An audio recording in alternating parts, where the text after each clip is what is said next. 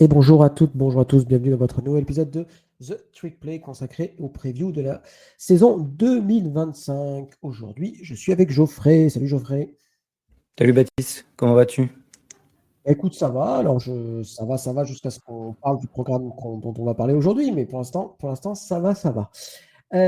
Vous l'aurez compris, la preview du jour est consacrée aux Sooners d'Oklahoma. Une preview hyper intéressante parce que je ne sais pas ce que tu en penses toi Geoffrey, mais pour moi c'est un des programmes qui fera l'actu l'année, enfin en tout cas cette année, en bien ou en mal, mais ils feront l'actu. Oui, c'est un programme qui va être intéressant à suivre. On va en parler assez rapidement de par leur bilan de la saison passée et de Saison par compliquée, ouais. de l'importance d'Oklahoma dans le paysage général du college football, hein, parce que c'est quand même un des programmes les plus victorieux de l'histoire du college football et c'est un blue blood, hein, tout simplement. Mm. Donc à Oklahoma, ce qui s'est passé l'an passé n'est pas acceptable. Et Tout à donc, fait. oui, si ça se passe bien, et ben, Oklahoma renaîtra de ses cendres. Et si ça se passe mal, il devrait y avoir quelque chose qui arrive assez rarement du côté des Sooners, c'est-à-dire un coach qui se fait virer très rapidement. Tout à fait, parce que mine de rien, c'est quand même la quatrième saison. Et oui, déjà, le temps passe vite de Brent Venables à la tête des Sooners. Et sur ces 4 saisons, il y a quand même, enfin 3 saisons, pardon, il y a quand même 2 saisons avec un bilan négatif. Donc, notamment une en Big 12, ce qui l'a fait un peu mal. Et donc, on peut dire en tout cas que la transition vers la SEC, ça a été un petit peu compliqué. Geoffrey, est-ce que tu peux nous faire un bilan de la saison dernière avec pas mal de bas, quelques hauts, mais vraiment beaucoup de bas qui peuvent s'expliquer avec pas mal de blessures quand même, hein, si on peut quand même leur trouver des circonstances atténuantes. Il y a beaucoup de blessures. Il y avait aussi beaucoup de questions déjà à l'intersaison. Ils finissent la saison en 6 victoires et 7 défaites. Avec une défaite en bowl contre Navy. Bon, quand on est Oklahoma, ça fait tâche. Le reste des défaites sur le calendrier sont pas scandaleuses, hein, mais bah, six défaites quand tu es Oklahoma, ça le fait pas. Et quand tes seules victoires en conférence sont contre Auburn et une victoire contre un Alabama qui a été complètement amorphe, mais avec un match quand même très très bizarre. Et de toute façon, c'est le thème de la saison l'an passé avec Oklahoma. C'est une bonne défense, franchement une bonne défense. Et je pense que si l'attaque n'avait pas été aussi mauvaise que ce qu'elle a été, la défense de Oklahoma aurait beaucoup plus de reconnaissance que ce qu'elle a eu. Parce que c'est la 113e attaque du pays. Donc sur 134-5 programmes de FBS. Quand on s'appelle Oklahoma, c'est juste pas acceptable. Avec une O-line incapable de créer des brèches et de protéger son quarterback, un quarterback incapable de lancer un ballon, et 7 receveurs, les 7 meilleurs receveurs qui ont été blessés à un moment ou à un autre. Pour les running backs, les 2 ou 3 meilleurs ont aussi été blessés pendant la saison, voire l'intégralité de la saison. Donc beaucoup de blessures, mais quand on est au Oklahoma, c'est quand même pas acceptable ce qui s'est passé l'an dernier. On est bien d'accord là-dessus. Alors c'est vrai que la victoire contre Alabama à domicile sauve un petit peu la saison. Et encore, je suis même pas certain, mais je me demande si sans cette victoire, Brent Venables serait encore à la tête des Sooners. C'est une question qu'on peut se poser, mais c'est vrai qu'il y a eu une grosse défaite contre Texas, suivi d'une grosse défaite à domicile contre South Carolina. Enfin bref, ça fait un petit peu tâche. Mais en tout cas, ce qu'on peut voir, c'est que Oklahoma a pris le taureau par les cornes à l'intersaison, et ça s'est traduit sur pas mal d'aspects, notamment au niveau déjà le coaching. Brad Venables va prendre le poste de defensive coordinator. Alors, pas que la défense soit moins bonne, hein, qu'on soit très clair, mais voilà, il y a le départ par Zach Haley, qui est l'ancien coordinateur défensif pour West Virginia, donc forcément, il s'est retrouvé un peu avec un choix, soit je recrute un coordinateur défensif, pardon, soit je deviens un coordinateur défensif. Il a fait ce deuxième choix, on va voir ce que ça va donner. Et surtout, au niveau de l'attaque, où là, par contre, c'est un changement radical avec la venue d'un petit jeune, mais tout à fait intéressant, en la personne de Ben Arbuckle, qui arrive de Washington State. Est-ce que tu peux nous en dire un petit peu plus sur son cordeau offensif, dont on risque de parler assez rapidement quand même? Ben Arbuckle, c'est le coordinateur offensif qui a fait monter Cam Ward en FBS et qui l'a amené à un très très haut niveau en FBS jusqu'à ce qu'il transfère à Miami. Après le départ de Cam Ward, il a pris John Mathieu, un quarterback qui était inconnu jusque-là et qui en a fait un des meilleurs quarterbacks la saison l'an passé. Et d'ailleurs, Ben Arbuckle n'arrive pas les mains vides. Il vient avec son quarterback en provenance de Wazoo et ça va nous faire la transition parfaite pour parler du recrutement. Alors, il faut, je pense, il faut Oui. distinguer le recrutement lycéen qui a été un peu moyen. Par contre, sur le portail de transfert, c'est vraiment une réussite totale de la part des Sooners avec la grosse arrivée. Enfin, il y a deux gros noms, mais la première, c'est John Mathieu. Je pense que c'était le quarterback que tout le monde voulait sur le portail des transferts. Il est arrivé du côté de Oui, oui. Le fait que Ben Arbuckle arrive à Oklahoma a sûrement énormément aidé dans le recrutement de John Mathieu. Et oui, ils ont été performants sur le portail, mais ils n'avaient absolument pas le choix. Parce aussi, que Jackson Arnold est passé après une saison très décevante l'an passé. Mais il y a aussi 6 receveurs qui sont partis sur le portail, dont Nick Anderson et Jalil Farouk, qui étaient censés être parmi les meilleurs receveurs qui ont été blessés. 5 running backs, 4 linemen offensifs intérieurs et le meilleur tight end qui était la meilleure cible l'an passé. Donc l'attaque est quand même de nouveau un chantier. Donc ils ont pris le taureau par les cornes, mais ils n'avaient pas vraiment le choix. Donc John Mathieu, on va quand même rappeler rapidement ses stats, 3100 yards à la passe, 39 touchdowns à la passe pour 10 interceptions. Et aussi 840 yards à la course et 15 touchdowns, donc une double menace complète. Une vraie double menace qui est capable de tout faire. Maintenant, ça sera la question après, mais il y a quand même un niveau qui va s'élever fortement en arrivant en SEC. Pour l'épauler, donc l'autre grosse arrivée, c'est Jaden Ott qui arrive en provenance de California. Par contre, lui, il a fait une saison 2024 décevante, gêné par les blessures, mais décevante quand même, après une saison 2023 de très très haut niveau. Et 3 linemen offensifs haut classés, dont un tackle classé 4 étoiles en provenance de FCS. Donc ça va aider pour les soucis de Oklahoma. Mais bon, on va en parler après. Il y a quand même des questions. Il y a aussi 5 receveurs qui arrivent sur le portail, avec autant de départs, pas vraiment le choix. C'est clair. Il y a plusieurs running backs aussi qui arrivent sur le portail. Mais voilà, en défense, il y a quelques belles pièces, mais en défense, c'est vraiment plus pour combler des trous, des petits trous faits par les départs, que pour vraiment reconstruire complètement ce côté-là de l'équipe. On va parler rapidement du recrutement lycéen. Vas-y, Baptiste. Donc ouais, comme je disais, c'était assez moyen, seulement entre guillemets 17e national. D'habitude, Oklahoma, c'est top 10, voire top 5 certaines années. Par contre, ils ont bien recruté en termes d'étoiles, entre guillemets, notamment Michael Fazouzi, qui était le meilleur offensive tackle de la classe. Donc ça, c'est quand même plutôt bien. Moi, je suis toujours partisan des classes de recrutement, pas forcément hyper fournies, notamment maintenant, mais plutôt d'avoir la qualité plutôt de la quantité, puis sachant que maintenant, avec le portail des transferts, tu as un deuxième truc de recrutement chaque saison. Donc voilà, je pense que il faut moins se fier sur ces classes de recrutement lycéennes ont quand même moins de valeur maintenant. Je ne sais pas ce que tu en penses, Geoffrey. Il faut quand même prendre avec des pincettes parce que bon, au bout de 2 ans, combien de joueurs resteront vraiment dans le programme, seront partis ou auront complètement arrêté le football. Bref, c'est vraiment des projections qui sont quand même compliquées à faire. Donc voilà, donc moi ce que je vois, c'est qu'il y a bon recrutement, notamment sur les lignes. On va voir ce que ça donne. Mais surtout un portail de transfert hyper pertinent.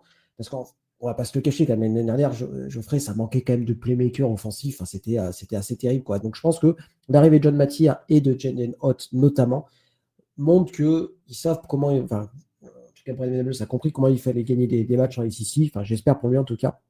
Et a fait les choses qui s'imposent. Mais c'est vrai qu'il y a quand même quelques questions quand on va se poser, et notamment quand même, on va parler de l'effectif de manière globale en attaque. Donc, comme on l'a dit, des grosses arrivées, mais quand même des points d'interrogation.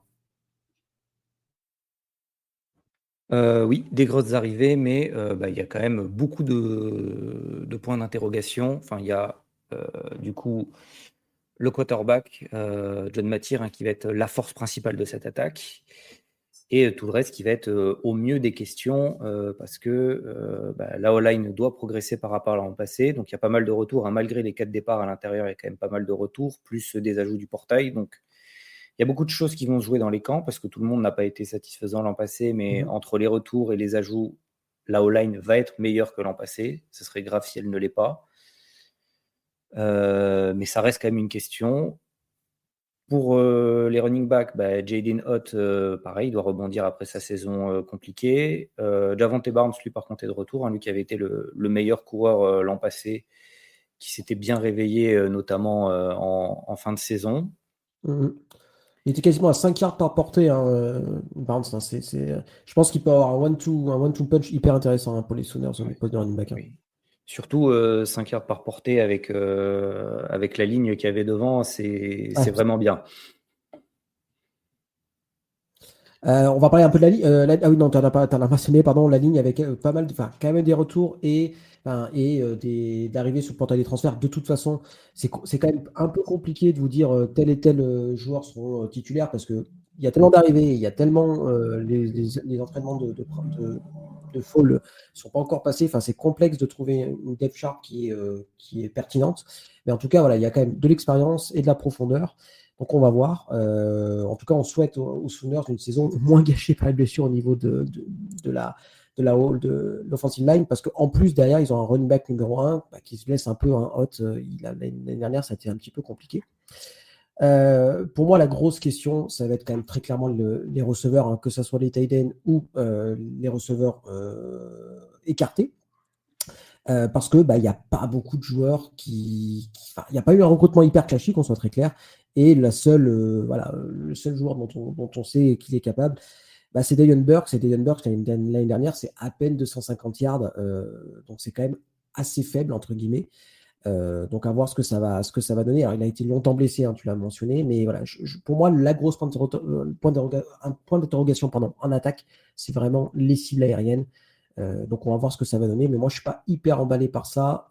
Mais bon, John Mathieu a montré aussi qu'il était capable de se débrouiller. Au poste de tight end, aucun titulaire qui se dégage, mais ça par contre c'est une vraie question. Arbuckle on n'a pas trop utilisé, que ce soit sur ces 2 saisons à Wazoo. Par contre à OU d'habitude, c'est quand même une marque de OU de bien utiliser ses tight ends. Donc on va voir ce qui se passe, mais je pense que pour le coup il a les clés complètes de l'attaque, donc les tight ends à la réception, à moins qu'il y ait quelqu'un d'exceptionnel qui se dégage, ça devrait être assez calme. Niveau défensive, Geoffrey, il y a eu pas mal de pertes, hein, mine de rien, avec la draft. Et on parle notamment à Danny Sutman, qui était vraiment le linebacker numéro 1 des Sooners, avec un gros moteur, un capitaine d'équipe, etc., etc. Mais il y a quand même pas mal de talents qui sont de retour, hein. On pense notamment à Emerson Thomas, le defensive end. Qu'est-ce que tu en penses, cette défense? Pour moi, c'était déjà le gros point positif l'année dernière des Sooners, et je pense que ça le restera parce qu'il y a énormément de talent à mes yeux, aussi bien au niveau de la ligne qu'au niveau de la secondary. Pour moi, c'est potentiellement l'une des meilleures défenses de sec. Ouais, je me mouille un peu, mais voilà, surtout que la spécialité quand même de Brent Venables, c'est la défense. Donc moi, je crois beaucoup à cette défense. Je sais pas trop. J'y crois aussi. Je pense vraiment que ça va être une des meilleures défenses de SEC et par extension du pays, hein. C'est souvent le cas.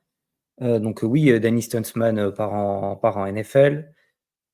Ça reste quand même une perte importante. Mais bon, il y a du monde pour le remplacer, notamment Kip Lewis, hein, qui était le 3e en plaquage l'an passé, qui était son acolyte, puisque le second, c'était un safety.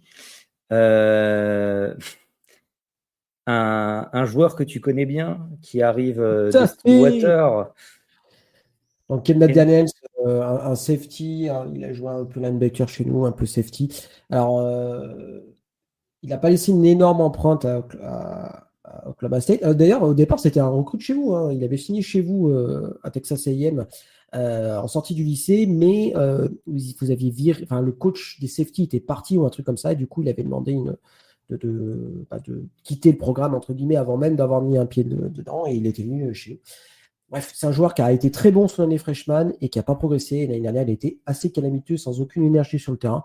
Donc voilà, donc ça sera à lui de prouver que sa dernière année à Stillwater ça a été une anomalie, j'ai envie de dire, parce que quand il est concentré, c'était vraiment un safety hyper, hyper, hyper intéressant.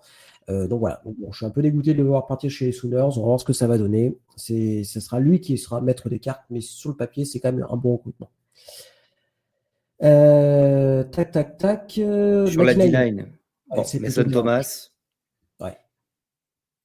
la star de la D-line, est probablement le meilleur joueur de cette équipe avec John Matir, 9 sacs l'an passé. Donc c'est lui qui sera la menace principale sur le pass rush.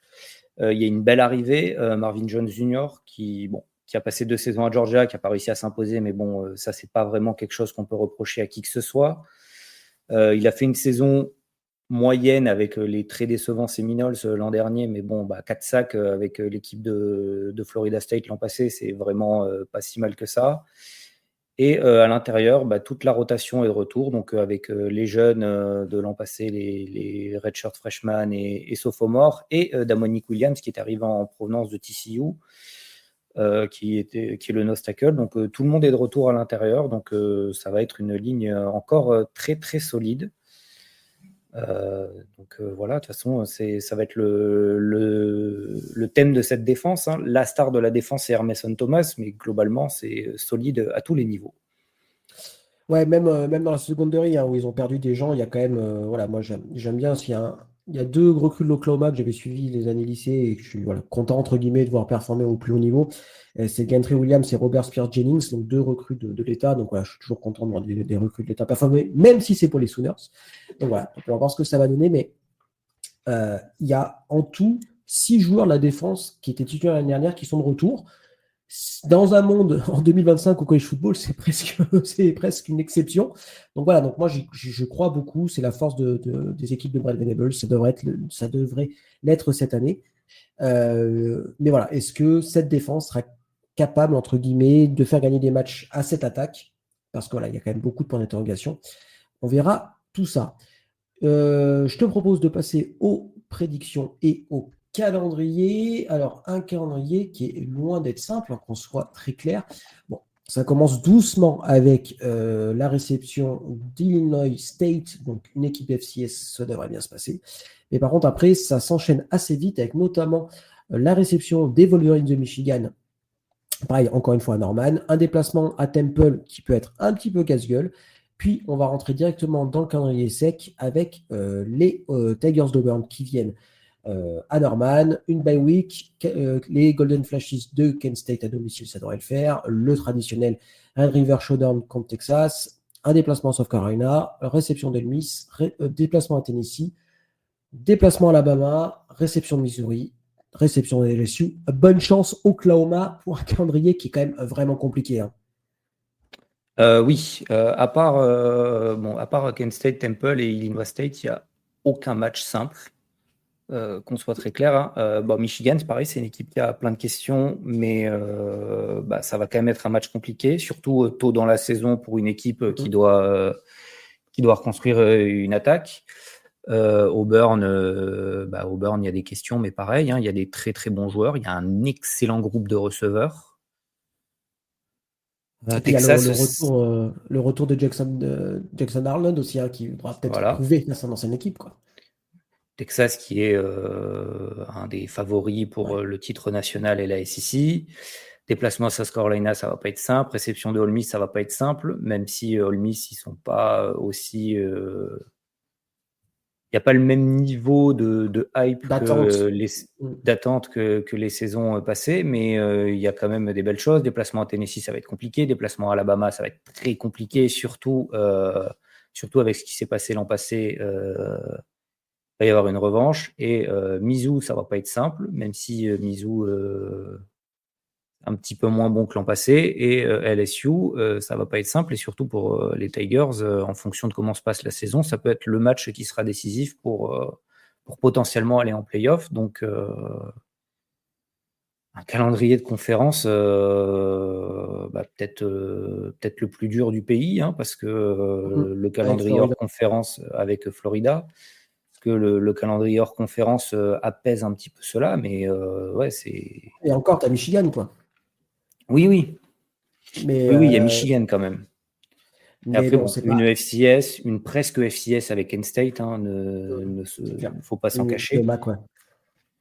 Ouais, c'est clair que ça fait pas très peur, mais le calendrier est tellement complexe. C'est difficile à programmer un bilan parce que, effectivement, tu te dis que tous les matchs sont compliqués, mais tu te dis quand même que avec le niveau de ce groupe-là, que voilà, il y a quand même moyen de faire quelque chose. Alors, effectivement, le déplacement à Alabama, ça va être compliqué. Contre Texas, c'est toujours compliqué. Mais tu te dis, si Oklahoma est de retour, ils doivent aller gagner à South Carolina. Même si South Carolina sera très bon cette année, je ne dis pas le contraire. Je ne veux pas mettre les fans de Gamecocks voilà, en furie. Mais voilà, si tu es Oklahoma, tu dois gagner à South Carolina. Tout South Carolina 2025 qu'ils sont.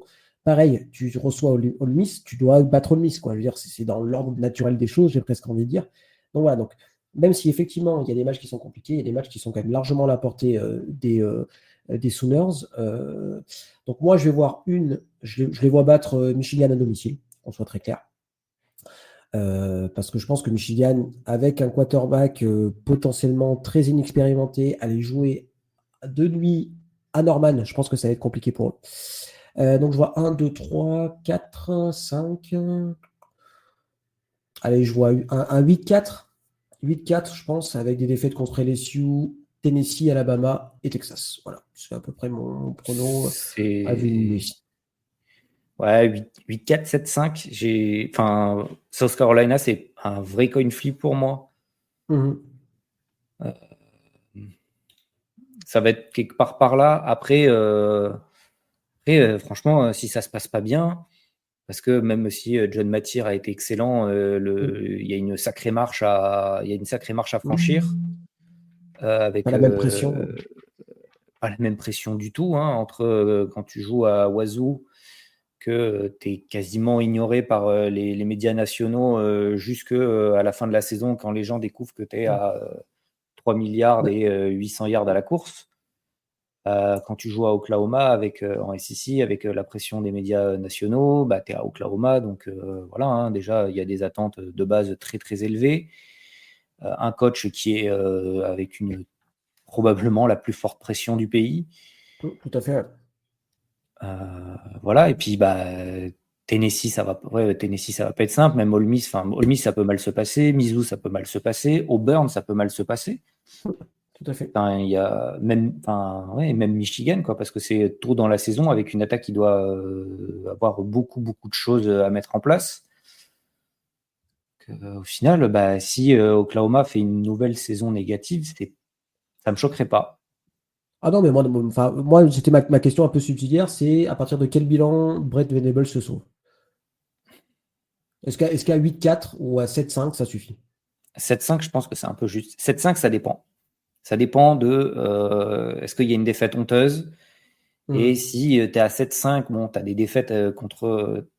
Déjà, tu perds que en sec ou contre Michigan. Mais tu bats Texas, peut-être. Parce que bon, quand même, voilà.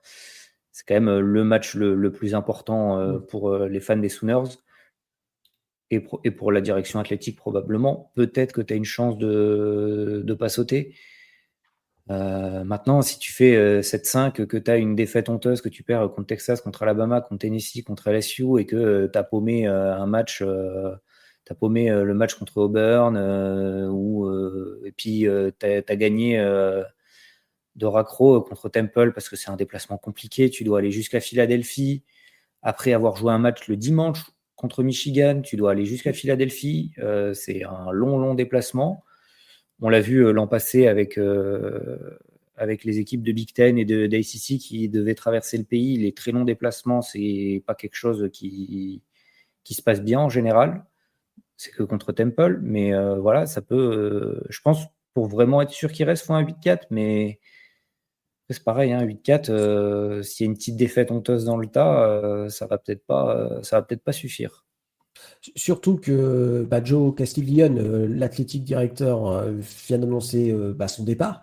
Ce qui fait qu'il va y avoir un nouveau directeur athlétique pour OU qui voudra peut-être voilà, nommer un coach à lui, quoi. On sait à quel point des fois les directeurs athlétiques aiment mettre des gens qu'ils ont choisis aux places importantes, et notamment au coach de college football.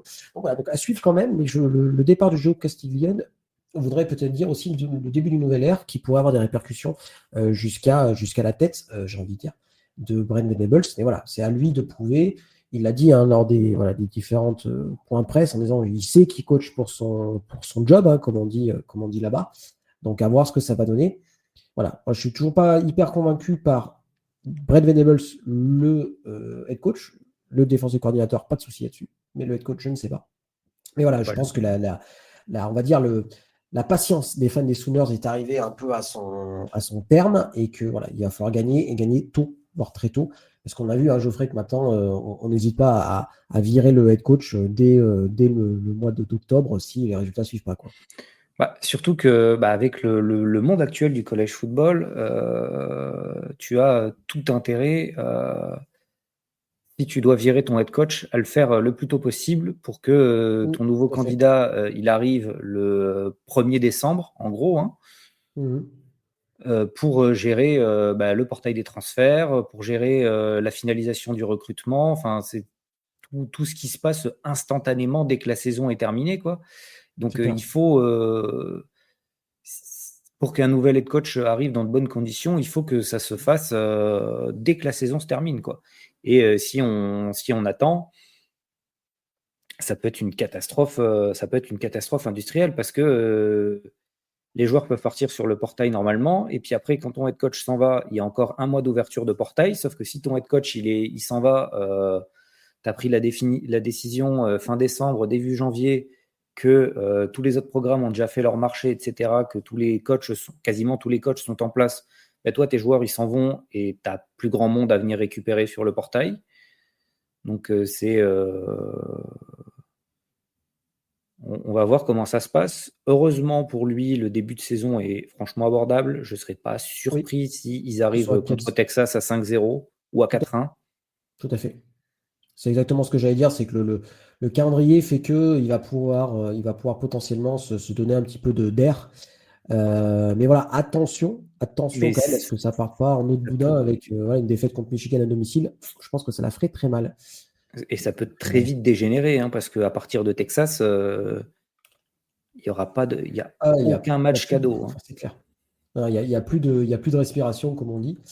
Donc voilà, ça va pas être simple. Je vais voir s'ils ont déjà le spread. Je clique quand même dans sur ESPN, voir s'il y a le spread pour Oklahoma, Michigan. Je ne le trouve pas pour l'instant. Donc voilà, il n'est peut-être pas encore sorti. Donc on va voir ce que ça va donner. Il faudrait aller sur des Mais je sites pense de que paris, mais ouais. je pense que les Sooners devraient être favoris quand même, hein, à mon avis.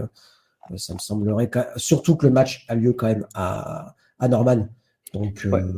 Mais ça voilà. va être favori genre de 3 points, quelque chose comme ça, hein. Ça va Ah ouais, pas, peut-être 5, mais ça va pas être Oklahoma 10 points, quoi. et ben le spread, enfin sur voilà, un site que je viens de trouver, est à Oklahoma favori de 2,5 points, ce qui correspond peu ou prou au bœuf, j'ai envie de dire, d'être l'équipe qui reçoit. Donc voilà, donc ça veut dire en fait qu'on voit une égalité. Voilà, enfin, en tout cas que les deux programmes sont considérés comme égaux, pardon, au départ du match. Donc voilà, pour la petite anecdote. Ok, ok. Eh ben, merci Geoffrey pour toutes ces précisions sur les très moches Sooners d'Oklahoma, dont on souhaite bien évidemment beaucoup de défaites dans cette saison. À coup sûr, blague à part, à coup sûr, un des programmes voilà, qui va faire l'actualité, parce que ça peut être très bien le premier programme qui a viré son coach cette saison. En tout cas, le premier programme majeur à le faire. Merci Geoffrey, en tout cas. Toujours un plaisir de parler de SEC avec toi. Merci à On se toi, retrouve, Baptiste. on se retrouve bientôt pour de nouvelles previews. On vous fait des bisous. À plus tout le monde. Salut tout le monde.